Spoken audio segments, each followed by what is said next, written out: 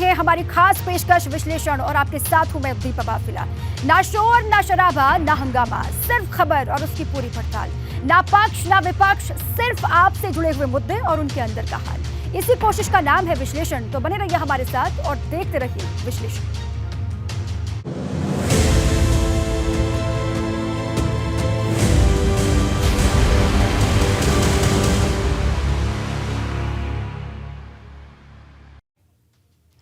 और आज विश्लेषण की शुरुआत करेंगे 27 महीनों में राहत, 89 दिनों में आफत के साथ।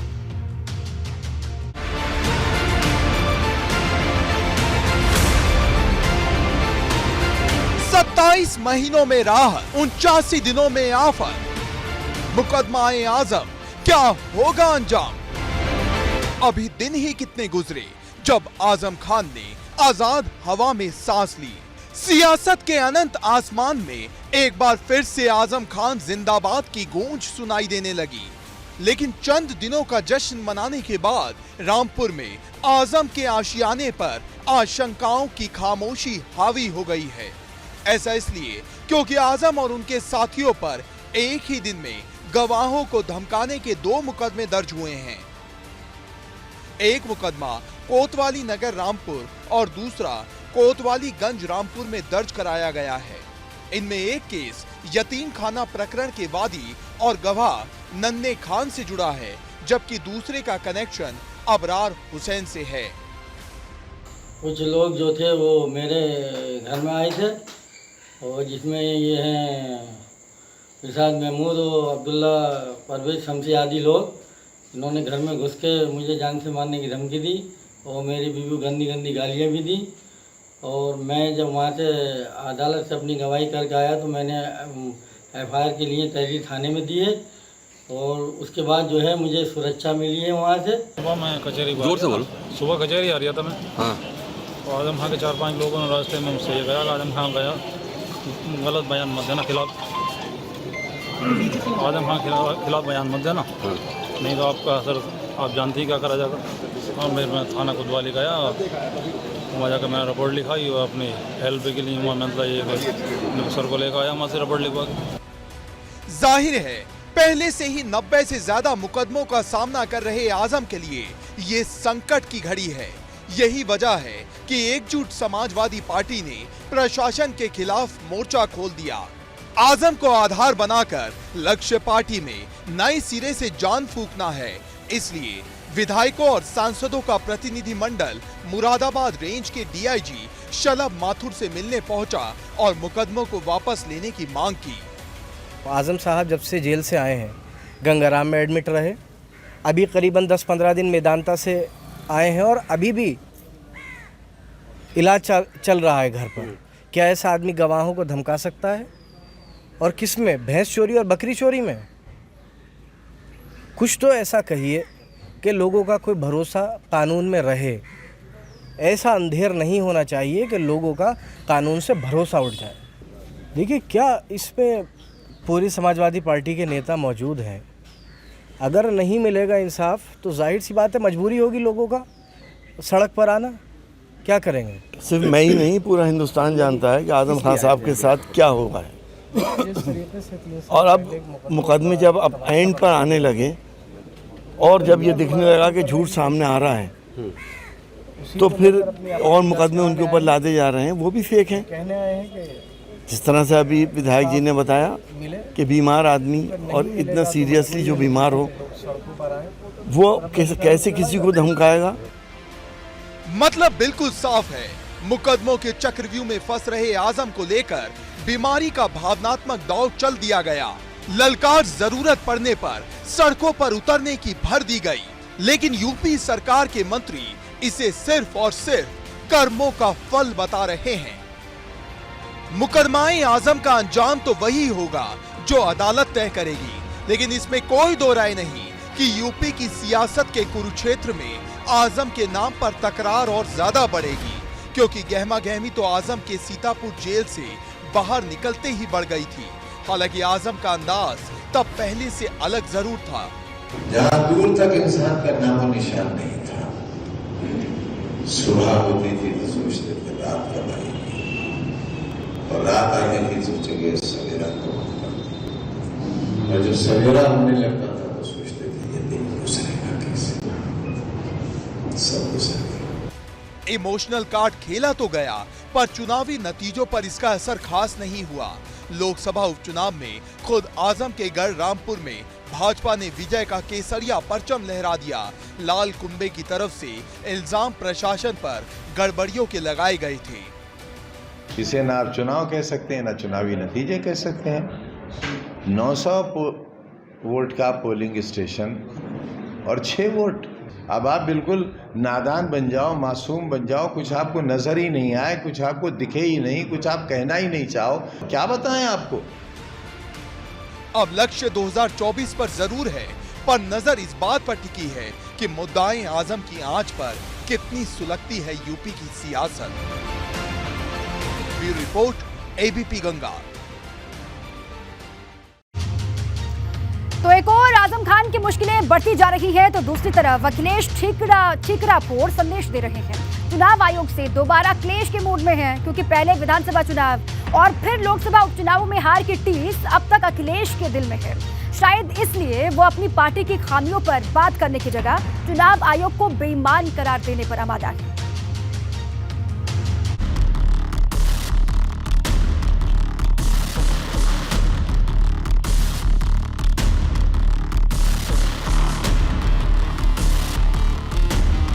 देश के सबसे बड़े सूबे में विजय की केसरिया क्रांति का ये वो दृश्य है जो विरोधियों की आंखों में शूल की तरह चुभता है। भारतीय सियासत के इतिहास में दर्ज हो चुका है कि किस तरह पहले योगी लहर पर सवार होकर विधानसभा की परीक्षा में प्रचंड बहुमत के साथ भाजपा की धमाकेदार वापसी हुई, और फिर लोकसभा उपचुनाव में यही जलवा आजमगढ़ और रामपुर में भी दिखाई दिया। लेकिन समाजवादी पार्टी के मुखिया अखिलेश यादव को अपनी इस करारी शिकस्त में अपनी ही पार्टी में खामी नजर नहीं आ रही, और ना ही सत्ताधारी दल की चुनावी मशीनरी में किसी तरह की कोई खूबी, बल्कि हमेशा की तरह उन्होंने हार का ठीकरा चुनाव आयोग पर फोड़ दिया। एक न्यूज एजेंसी को दिए इंटरव्यू में अखिलेश यादव ने साफ शब्दों में कहा, चाहे विधानसभा के चुनाव रहे हो, चाहे लोकसभा के उपचुनाव रहे हो, सपा की हार के पीछे चुनाव आयोग की बेईमानी वजह है। अगर आयोग ने ईमानदारी से काम किया होता तो नतीजे कुछ और ही होते। अखिलेश की इस दलील में कुछ नया नहीं है, क्योंकि इस तरह के शब्द बाण तो समाजवादी पार्टी के सियासी सूरमा लोकसभा उपचुनाव के वक्त भी चुनाव आयोग पर चला चुके हैं। तो इसे निष्पक्ष कैसे कह सकते हैं आप? ये चुनाव ही कब है? इसे चुनाव कहेंगे आप? अगर हिटलर के जमाने में चुनाव होता, चंगेज के जमाने में होता, तो शायद ऐसा ही होता। हो सकता था वो भी कुछ पढ़ने देता। अच्छा सर, हम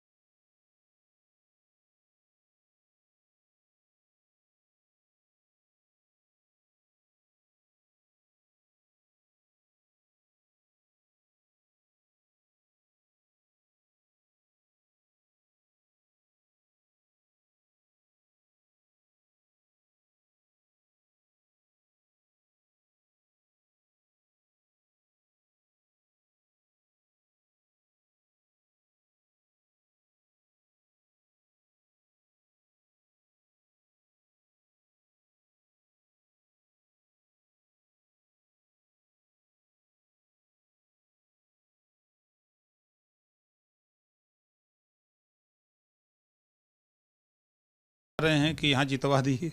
एक तरफ भारतीय जनता पार्टी 5 साल जनता के बीच में रही, और आप 4.5 साल तक एसी में बैठ करके लूडो खेलते रहे, और 6 महीना में निकले कि हम डिक्टेंशन मार्क पाएंगे। गेस्ट पेपर पढ़ के पास होया जा सकता है, लेकिन डिक्टेंशन नहीं पाया जा सकता है। चुनाव आयोग पर सवाल दागकर अखिलेश ने फिर माहौल गर्म कर दिया है। देखिए, ये बयान बड़ा दुर्भाग्यपूर्ण है और चिंताजनक भी है। एक ऐसा व्यक्ति जो प्रदेश का मुख्यमंत्री रहा है, संवैधानिक पद पर रहा है और एक पार्टी का वो अध्यक्ष है, उसके द्वारा इस प्रकार का बयान देना ये बहुत ही गलत है। ये देखिए, हिंदुस्तान के चुनाव आयोग की दुनिया भर के अंदर प्रतिष्ठा है कि किस प्रकार से इतने बड़े देश में, इतनी जनसंख्या वाले देश में, इतने विविधतापूर्ण देश के अंदर किस प्रकार से वो सफलतापूर्वक चुनाव कराता है। लोग अन्य देशों से आकर के हमारी चुनाव प्रक्रिया को देखते हैं। एक और हार की टीस पर चुनाव आयोग पर निशाना, दूसरी तरफ 2024 पर नजर। तय अखिलेश को करना है, उन्हें बीते हुए कल से सबक लेकर आने वाले कल में पासा पलटना है या फिर आरोपों की सियासत में जुबानी वार कर इत्मीनान कर लेना है। Bureau report, ABP Ganga. एक तरफ अखिलेश चुनाव आयोग पर सीधे सीधे हार का ठिकरा फोड़ रहे हैं, तो वहीं बाहुबली मुख्तार अंसारी लगातार ईडी के रडार पर हैं, क्योंकि दिल्ली से लेकर लखनऊ तक ईडी की छापेमारी लगातार जारी है। छापामार एक्सप्रेस चल रही है और गाजीपुर में मुख्तार के घर पर दस्तावेज खंगाले गए। दरअसल यूपी के पूर्व डीजीपी हितेश चंद्र अवस्थी ने एक रिपोर्ट ईडी को भेजी थी, जिसके बाद मुख्तार और उसके साथियों के कई ठिकानों पर छापेमारी की गई है।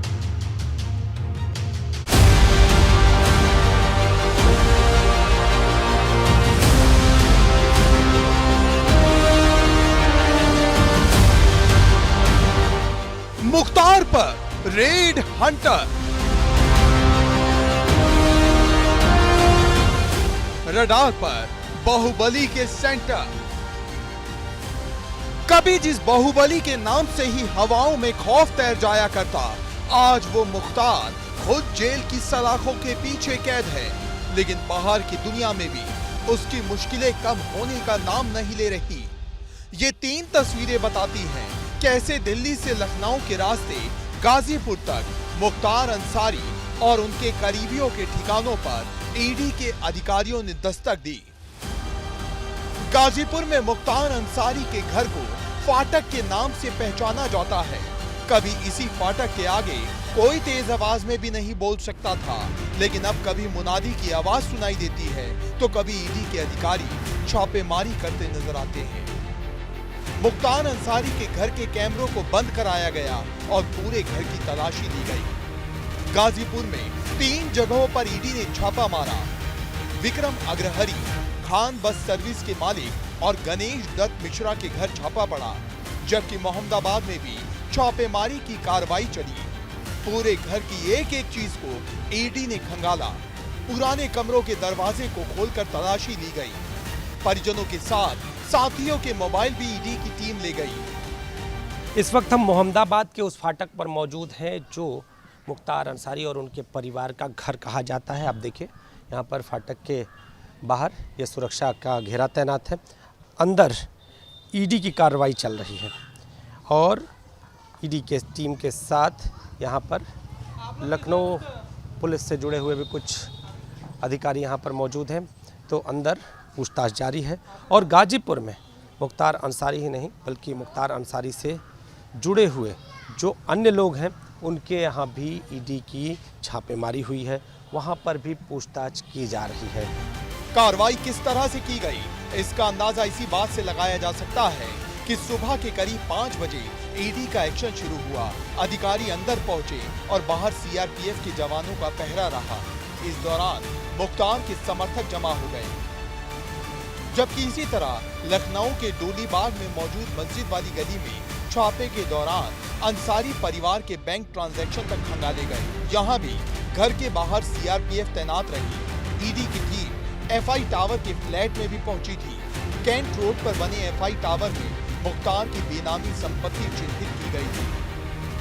लखनऊ की तस्वीरें हम आपको दिखा रहे हैं। ये डालीबाग का जो मस्जिद रोड इलाका है, वहाँ पर ये गैंडुअर अपार्टमेंट है और यहाँ दूसरे ग्राउंड फ्लोर पर जो है जो कार्यालय बताया जा रहा है कि जो सांसद हैं अफजाल अंसारी, उनके किसी करीबी का यहाँ पर कार्यालय है। और वहाँ आप देखिए ईडी की टीम एक है, सीआरपीएफ के जवान बाहर तैनात हैं। दूसरी तरफ आपको लेकर चलेंगे, यहाँ पर भी छापेमारी हो रही है। यहाँ दूसरे फ्लोर पर यानी सेकंड फ्लोर पर कहा जा रहा है कि उनके कोई रिश्तेदार हैं अफजाल अंसारी के और वो रहते हैं, इसलिए ईडी की एक टीम वहाँ पर भी पहुँची हुई है और लगातार जो कागजात हैं उन्हें खंगाला जा रहा है। अब विपक्षी नेताओं को इस एक्शन में सियासत नजर आ रही है। ईडी अपना काम करे और ईडी पे भी प्रश्न है हमारे तरफ से, भाई हम तो यही मानते हैं ये राजनीति से प्रेरित है।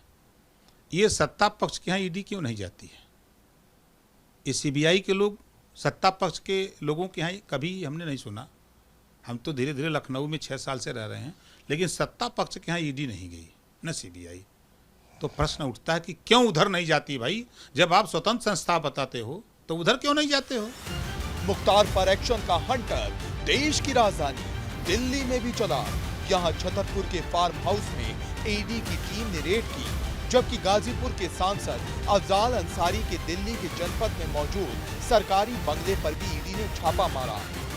न्याय का गला घोटने वाले या कानून का उल्लंघन करने वाले लोग अगर विपक्ष पार्टी में हैं तो सत्ता भी कहीं ना कहीं है, वो सब जानते हैं।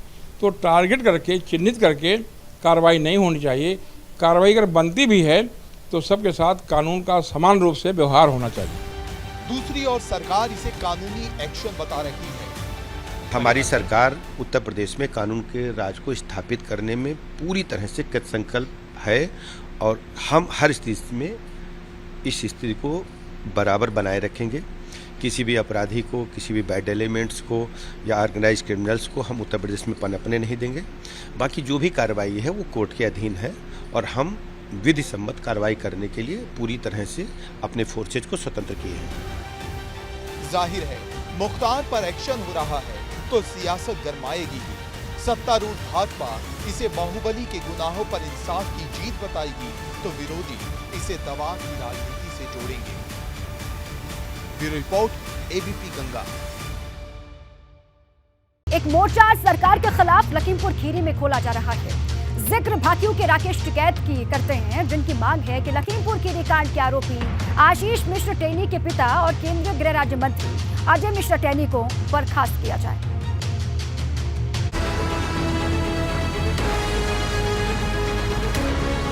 कुछ इसी तरह का माहौल कभी दिल्ली के गाजीपुर बॉर्डर पर भी दिखाई दिया।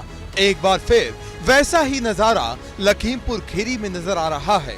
टेंट है, ट्रैक्टर है, लंगर है और नेता भी वही है।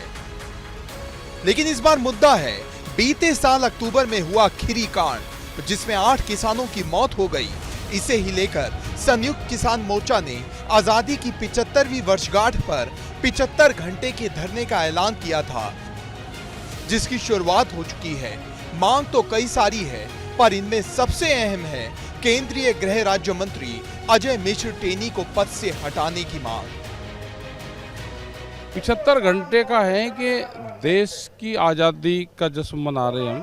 75 साल हो गए, तो 75 घंटे का यहाँ पे ये धरना रहेगा। 3 दिन रहेंगे। 1-2 घंटा हम छोड़ कर चलेंगे, बीच छोड़ कर चलेंगे, फिर भी आना पड़ेगा। तो कंटिन्यूटी जिससे बड़ी रहे और हम 3 दिन यहाँ पर रहेंगे। तो ये रात दिन जारी रहेगा? जारी रहेगा, यही रहेंगे सब लोग। चौधरी साहब कहाँ से लोग आए हैं? अब भाई ट्रायल कर लो आप कहाँ से है। पंजाब है, हरियाणा है, यूपी है, राजस्थान से भी लोग आएंगे, महाराष्ट्र से भी शायद कुछ लोग आ रहे होंगे। लोकतंत्र में अपनी मांग मनवाने के लिए जायज तरीके से धरना प्रदर्शन सबका अधिकार है, पर सवाल तो ये है जिन किसानों को इंसाफ दिलाने के नाम पर टिकैत एक बार फिर धरने पर बैठ गए हैं, क्या महज 75 घंटे की कवायद में उनकी मांग मान ली जाएंगी? क्योंकि कृषि कानूनों को वापस तब लिया गया था जब धरना 1 साल से ज्यादा वक्त तक चला। आपको लग रहा है कि आज जो 75 घंटे का ये धरना प्रदर्शन है उसके बाद सरकार झुकेगी, मानेगी? नहीं झुकेगी, अब पता हमें नहीं मानेगी। अगर सरकार होती तो मान जाती है, तानाशाह नहीं मानता, तो ये सरकार तानाशाहों की सरकार है, नहीं मानेगी। तो यहाँ पर अब 75 घंटे बाद क्या रूपरेखा होगी आंदोलन? 75 घंटे बाद में आगे की रणनीति आगे बढ़ाओगे, फिर यहाँ कमेटियाँ उधर रणनीति बनाएंगे। लखीमपुर में हो रहे किसान आंदोलन में किसान मोर्चा कमेटी की सदस्य मेधा पाटकर भी पहुंची।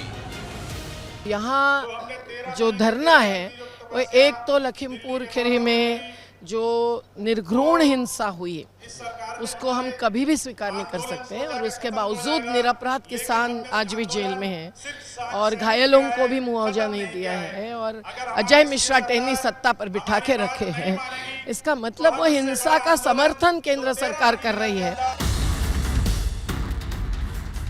दिल्ली की सीमाओं पर हुए आंदोलन ने तो केंद्र की मोदी सरकार को झुका दिया था, लेकिन क्या 75 घंटे का ये आंदोलन कोई बदलाव ला पाएगा या सिर्फ ये किसानों को एकजुट करने की कोई ऐसी तैयारी है जिसकी पिक्चर आने वाले दिनों में दिखाई देगी। एबीपी गंगा के लिए लखीमपुर से विवेक त्रिपाठी की रिपोर्ट।